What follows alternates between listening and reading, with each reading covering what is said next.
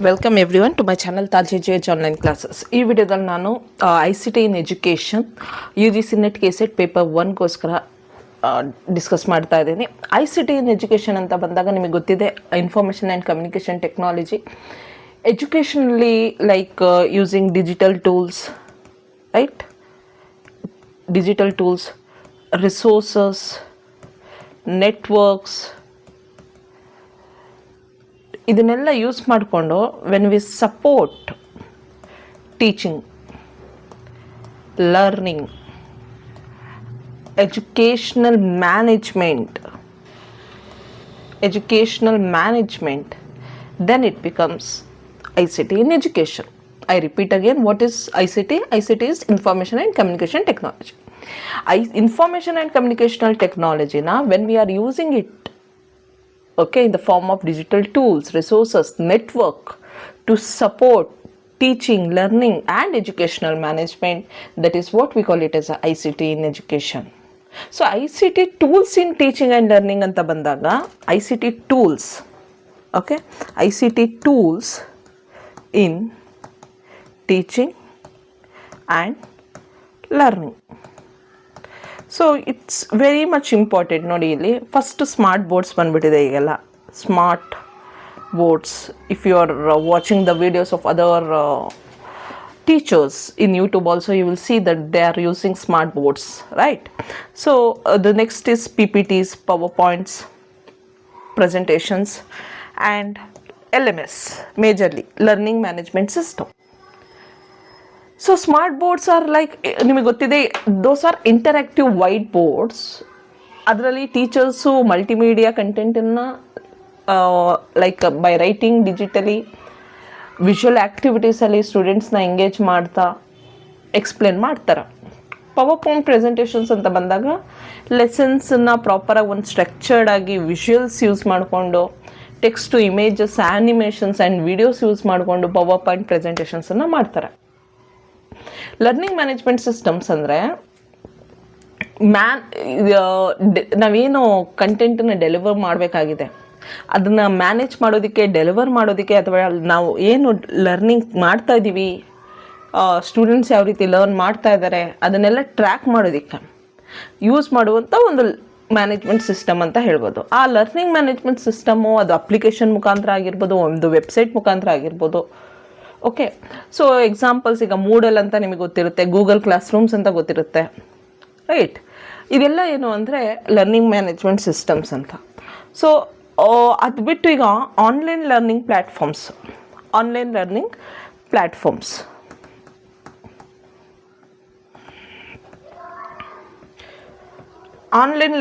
Platforms ಅಂತ ಬಂದಾಗ first most important is Swayam ಅಂದರೆ ಇದು government of India initiative. Free online courses even school ಲೆವೆಲ್ಗೂ ಕೊಡ್ತಾರೆ. ನೋಡಿ, ಸ್ಕೂಲ್ ಲೆವೆಲ್ಲು, ಕಾಲೇಜ್ ಲೆವೆಲ್ ಮತ್ತು ಲೈಫ್ ಲಾಂಗ್ ಲರ್ನರ್ಸಿಗೆ ನಾವು ಕಲಿತಾನೇ ಇರ್ಬೋದು. ಸ್ವಯಂ ಬಗ್ಗೆನೇ ಒಂದು ಸೆಪ್ರೇಟ್ ವಿಡಿಯೋ ಮಾಡಿಬಿಟ್ಟಿದ್ದೀನಿ ನಾನು. ಮಕ್ಕಳಿಗೆಲ್ಲ ಯೂಸ್ ಆಗಲಿ, ಸ್ವಯಂ ಕೋರ್ಸಸ್ ಮಾಡೋದು ಹೇಗೆ, ಈವನ್ ಫಾರ್ ಟೀಚರ್ಸ್ ಆಲ್ಸೋ. ಅಲ್ಲಿ ನಾವು ಯಾವುದಾದ್ರೂ ಕೋರ್ಸಸ್ನ ತೊಗೊಂಡು ನಾವು ಮಾಡಿದ್ರೆ ಫ್ಯಾಕಲ್ಟಿ ಡೆವಲಪ್ಮೆಂಟ್ ಪ್ರೋಗ್ರಾಮನ್ನು ನಾವು ಮಾಡಿದ್ದೀವಿ ಅಂತಲೂ ಕನ್ಸಿಡರ್ ಮಾಡಿಕೊಂಡು ಸರ್ಟಿಫಿಕೇಟ್ ಜನ್ರೇಟ್ ಆಗುತ್ತೆ. ಸೊ ಸ್ವಯಂ ಪ್ರೋಗ್ರಾಮ್ ಹೆಂಗೆ ನಡೆಯುತ್ತೆ ಅಂದರೆ, ಈಗ ನಾನೊಂದು ಕೋರ್ಸನ್ನ ಸ್ವಯಂ ಆನ್ಲೈನ್ ಅಪ್ಲಿಕೇಶನ್ ಯೂಸ್ ಮಾಡಿಕೊಂಡು ಅಥವಾ ವೆಬ್ಸೈಟಲ್ಲಿ ಹೋಗ್ಬಿಟ್ಟು ಅಲ್ಲಿ ರಿಜಿಸ್ಟರ್ ಮಾಡಿಕೊಂಡು ಯಾವುದಾದ್ರೂ ಒಂದು ಕೋರ್ಸು ಅಥವಾ ನಮಗೆ ಎಷ್ಟು ಕೋರ್ಸಸ್ ಬೇಕೋ ಅಷ್ಟು ಕೋರ್ಸಸ್ನ ನಾವು ಸೆಲೆಕ್ಟ್ ಮಾಡ್ಕೊಳ್ಬೋದು. ವರ್ಷದಲ್ಲಿ 2 ಸಲ ಎಕ್ಸಾಮ್ಸ್ ನಡೆಯುತ್ತೆ. ಆದರೂ ಕೂಡ ಈಗ ನಾನು ಯಾವುದೋ ಒಂದು GST ಅನ್ನುವಂಥ ಒಂದು ಕೋರ್ಸನ್ನು ಆಪ್ಟ್ ಮಾಡಿಕೊಂಡೆ ಅಂತ ಅಂದ್ಕೊಳ್ಳಿ. ಆ ಕೋರ್ಸಸ್ಸಿಗೆ ಕರೆಕ್ಟಾಗಿ ವೀಕ್ಲಿ ಅಸೈನ್ಮೆಂಟ್ಸ್ ಕಳಿಸ್ತಾರೆ ಅವರು. ಅದು ಅಪ್ಲಿಕೇಶನ್ ಅಥವಾ ವೆಬ್ಸೈಟಲ್ಲಿ ಹೋಗಿ ನಾವು ಅಸೈನ್ಮೆಂಟ್ಸ್ನೆಲ್ಲ ಫಿಲ್ ಮಾಡಬೇಕು. ಜೊತೆಗೆ ಅದ್ರ ದಿಂದ ಏನು ಮಾಡ್ತಾರೆ, ಎಕ್ಸಾಮ್ಸ್ ಕಂಡಕ್ಟ್ ಮಾಡ್ತಾರೆ. NTA ಅವರೇ ಕಂಡಕ್ಟ್ ಮಾಡ್ತಾರೆ. ಈಗ ಯಾವ ರೀತಿ ನಾವು NET ಎಕ್ಸಾಮನ್ನು NTA ಕಂಡಕ್ಟ್ ಮಾಡಿದಾಗ ಒಂದೊಂದು ಸೆಂಟರಲ್ಲಿ ಹೋಗ್ಬಿಟ್ಟು ನಾವು ಎಕ್ಸಾಮ್ ಬರ್ತೀವಿ ಆನ್ಲೈನು, ಅದೇ ರೀತಿ ಸ್ವಯಂ ಎಕ್ಸಾಮ್ನು ಕೂಡ NTAನೇ ಕಂಡಕ್ಟ್ ಮಾಡೋದು. ಅಲ್ಲೂ ಕೂಡ ನಾವು ಸೆಂಟರಲ್ಲಿ ಹೋಗ್ಬಿಟ್ಟು ಕೆಲವೊಂದು ಸಬ್ಜೆಕ್ಟ್ಸಿಗೆ MCQs ಇರುತ್ತೆ, ಕೆಲವೊಂದು ಸಬ್ಜೆಕ್ಟಿಗೆ ಡಿಸ್ಕ್ರಿಪ್ಟಿವ್ ಇರುತ್ತೆ. ಸೊ ಆ ಸೆಂಟರ್ಸ್ ಏನು ಅಸೈನ್ ಮಾಡಿರುತ್ತೆ NTA, ಅಲ್ಲಿ ಹೋಗ್ಬಿಟ್ಟು ನಾವು ಎಕ್ಸಾಮ್ನ ಬರ್ತೀವಿ. ಅದ್ರ ಪ್ರಕಾರ ನಮಗೆ ರಿಸಲ್ಟ್ಸ್ ಕೊಡ್ತಾರೆ, ಸರ್ಟಿಫಿಕೇಟ್ ಕೊಡ್ತಾರೆ. ಕೆಲವೊಂದು ಸಬ್ಜೆಕ್ಟಿಗೆ ಯಾವುದಕ್ಕೆ ಕ್ರೆಡಿಟ್ ಜಾಸ್ತಿ ಇರುತ್ತೋ, ಕ್ರೆಡಿಟ್ಸು CBCS ಸ್ಕೀಮ್ ಬಗ್ಗೆ ಎಲ್ಲ ನಾನು ಆಲ್ರೆಡಿ ವಿಡಿಯೋದಲ್ಲಿ ಮಾಡಿದ್ದೀನಿ. ಸೊ ಕ್ರೆಡಿಟ್ಸ್ ಯಾವುದಕ್ಕೆ ಜಾಸ್ತಿ ಇರುತ್ತೋ ಅದಕ್ಕೆ FDP ಫ್ಯಾಕಲ್ಟಿ ಡೆವಲಪ್ಮೆಂಟ್ ಪ್ರೋಗ್ರಾಮ್ ಅಂತಲೂ ಕನ್ಸಿಡರ್ ಮಾಡ್ಕೊಂಡು ಅದಕ್ಕೂ ಸರ್ಟಿಫಿಕೇಟ್ನ ಕೊಡ್ತಾರೆ. ಸೊ ಇಲ್ಲಿ ನಮಗೆ ಸ್ವಯಂ ಕೋರ್ಸಸ್ಸು ಸ್ಕೂಲ್ ಲೆವೆಲಿಂದ college life long learners, even ನಾವು ಫ್ಯಾಕಲ್ಟೀಸು ಕೂಡ ಮಾಡ್ಬೋದು. That can be an added advantage. Okay, next NPTEL national programme on technology enhanced learning ಅಂತ ಹೇಳ್ತೀವಿ ಫುಲ್ ಫಾರ್ಮು.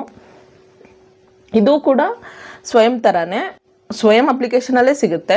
ಎಸ್ಪೆಷಲಿ ಇದು NPTEL ಅಂತ ಬಂದಾಗ as the name it self is stating national programme on technology enhance learning ಅಂತ. ಇದನ್ನೆಲ್ಲ ನಾನು higher education ಮಾಡುವಾಗ ಒಂದು ಸಪ್ರೇಟ್ ವಿಡಿಯೋದಲ್ಲಿ ಕ್ಲಿಯರಾಗಿ ಹೇಳ್ತೀನಿ. ಯಾಕಂದರೆ ನಾನು ಇಲ್ಲಿ ICTನಲ್ಲಿ ಅಥವಾ ಟೀಚಿಂಗ್ ಆ್ಯಪ್ಟಿಟ್ಯೂಡಲ್ಲೆಲ್ಲ ಕವರ್ ಮಾಡ್ತಾ ಇದ್ದರೆ ಮತ್ತೆ ಅದೇ ಟಾಪಿಕ್ಸ್ ರಿಪೀಟ್ ಆಗುತ್ತೆ. ಓಕೆ, ಹೈಯರ್ ಎಜುಕೇಷನ್ ಡಿಸ್ಕಸ್ ಮಾಡುವಾಗ ಅಲ್ಲಿಂದ ಸ್ವಯಂ ಬಗ್ಗೆ, ಸ್ವಯಂ ಪ್ರಭಾ ಬಗ್ಗೆ, NPTEL ಬಗ್ಗೆ ಎಲ್ಲ ಕ್ವಶನ್ಸ್ ಕೇಳೋದ್ರಿಂದ 100% ಕ್ವಶನ್ ಬಂದೇ ಬರುತ್ತೆ ನಿಮ್ಮ ಕ್ವಶನ್ ಪೇಪರಲ್ಲಿ, GK ಪೇಪರಲ್ಲಿ ಸ್ವಯಂ ಬಗ್ಗೆ, ಸ್ವಯಂ ಪ್ರಭಾ, ಇದು NPTEL ಇದರಲ್ಲಿ ಯಾವುದಾದ್ರೂ 1 ಅಥವಾ 2 ಬಗ್ಗೆ ಕ್ವಶನ್ ಬಂದೇ ಬರುತ್ತೆ. ಈವನ್ ಓಪನ್ ಯೂನಿವರ್ಸಿಟೀಸ್ ಬಗ್ಗೆ ಬರುತ್ತೆ, IGNOU ಬಗ್ಗೆ ಬರುತ್ತೆ, ಅದೆಲ್ಲ ಸೊ ನಾವು ಕಲೀಲೇಬೇಕು. ಹೈಯರ್ ಎಜುಕೇಷನಲ್ಲಿ ಕವರ್ ಮಾಡ್ತೀನಿ. ಇಲ್ಲಿ national programme and technology enhance learning ಅಂದರೆ ಇಲ್ಲೇ ಹೇಳ್ತಾ ಇದೆ ಟೆಕ್ನಾಲಜಿ ಎನ್ಹ್ಯಾನ್ಸ್ ಲರ್ನಿಂಗ್ ಅಂತ. So engineering and science courses ಇರುತ್ತೆ ನೋಡಿ. IIT ಗೊತ್ತಲ್ಲ, Indian institute of technology and Indian institute of science, ಅವ್ರುಗಳು ಡೆವಲಪ್ ಮಾಡಿರುವಂತಹ engineering and science. Okay, engineering and science STEM ಅಂತ ಒಂದು ಪದ ಇದೆ. ಸ್ಟೆಮ್ ಅಂದರೆ scientific, technology, engineering and maths ಅಂತ ಸ್ಟೆಮ್ ಅಂತ ಯೂಸ್ ಮಾಡ್ತೀವಿ. Okay, scientific, technology or technical, engineering and maths related ಅಂಥ ಸಬ್ಜೆಕ್ಟ್ಸ್ಗಳನ್ನು NPTEL ಮಾಡುತ್ತೆ. ಅದನ್ನು ಡಿಸೈನ್ ಮಾಡೋದು ಯಾರು ಅಂದರೆ Indian institute of IITs, Indian institute of science. ಅದೇ ಸ್ವಯಂ ಅಪ್ಲಿಕೇಶನಲ್ಲೇ ನೀವು NPTEL ಕೋರ್ಸಸ್ಸು ಮಾಡ್ಬೋದು. ನೆಕ್ಸ್ಟು ಇದೆರಡೂ ಕೂಡ ಏನು ಗೊತ್ತಾ, ಗೌರ್ಮೆಂಟ್ ಅಪ್ರೂವ್ಡೆ. ಓಕೆ, ಇಲ್ಲಿಂದ ನಾವು ಸರ್ಟಿಫಿಕೇಟ್ಸ್ ತೊಗೊಂಡ್ರೆ everywhere that is acceptable. Next Coursera ಅನ್ನೋದು ಒಂದು ಸ್ಪೆಷಲ್ ಕೈಂಡ್ ಆಫ್ ಪ್ಲ್ಯಾಟ್ಫಾರ್ಮ್. ಇದು ಗ್ಲೋಬಲ್ ಪ್ಲ್ಯಾಟ್ಫಾರ್ಮ್ ಅಂತಲೇ ಹೇಳ್ಬೋದು. Online courses international universities offer ಮಾಡುತ್ತೆ. ಓಕೆ, ಕೋರ್ಸೆರಾದಲ್ಲಿ ಈವನ್ ಸರ್ಟಿಫಿಕೇಟ್ ಕೋರ್ಸಸ್ಸು ನಾವು ಮಾಡ್ಬೋದು. ಲೈಕ್ ಡಿಜಿಟಲ್ ಮಾರ್ಕೆಟಿಂಗ್ ಆ ರೀತಿ ಸರ್ಟಿಫಿಕೇಟ್ ಕೋರ್ಸಸ್ಸು ಮಾಡ್ಬೋದು. ಇಟ್ಸ್ ಲೈಕ್ ಪ್ರೈವೇಟ್, ಇದು ಗೌರ್ಮೆಂಟ್ ಅಲ್ಲ. ನೆಕ್ಸ್ಟ್ ಬಟ್ ರೆಕಗ್ನೈಸ್ಡ್ EDX ಅನ್ನೋದು ಕೂಡ ಆನ್ಲೈನ್ ಯೂನಿವರ್ಸಿಟಿ ಲೆವೆಲ್ ಕೋರ್ಸಸ್ಸೇ. ಬಟ್ ಹಾರ್ವರ್ಡ್ ಆ್ಯಂಡ್ MIT ಈ ರೀತಿ ಟಾಪ್ ಯೂನಿವರ್ಸಿಟೀಸ್ಗಳು ಆಫರ್ ಮಾಡುವಂತಹ ಒಂದು ವೆಬ್ಸೈಟ್. ಇದು ಕೂಡ ಈಗ ನಾವು ಕಾರ್ಪೊರೇಟಲ್ಲಿ ಹೋಗ್ತಾ ಇದ್ದೀವಿ, ಅಂಥ ಕಡೆ ನಮಗೆ ವ್ಯಾಲ್ಯೂಯೇಬಲ್ ಬೇಕು ಸರ್ಟಿಫಿಕೇಟ್ಸ್ ಅಂದರೆ we can go with Coursera EDX kind of website. ನಾವು ಗೌರ್ಮೆಂಟ್ ಜಾಬಲ್ಲಿ ಇದ್ದೀವಿ ಅಥವಾ ಗೌರ್ಮೆಂಟ್ ರಿಲೇಟೆಡ್ ನಮಗೆ ಸಪೋರ್ಟ್ ಬೇಕು ಅಂಥ ಕಡೆ ನಮಗೆ ವಿ ಕ್ಯಾನ್ ಗೋ ವಿತ್ ಸ್ವಯಂ NPTEL ಸರ್ಟಿಫಿಕೇಟ್ಸ್. Okay, next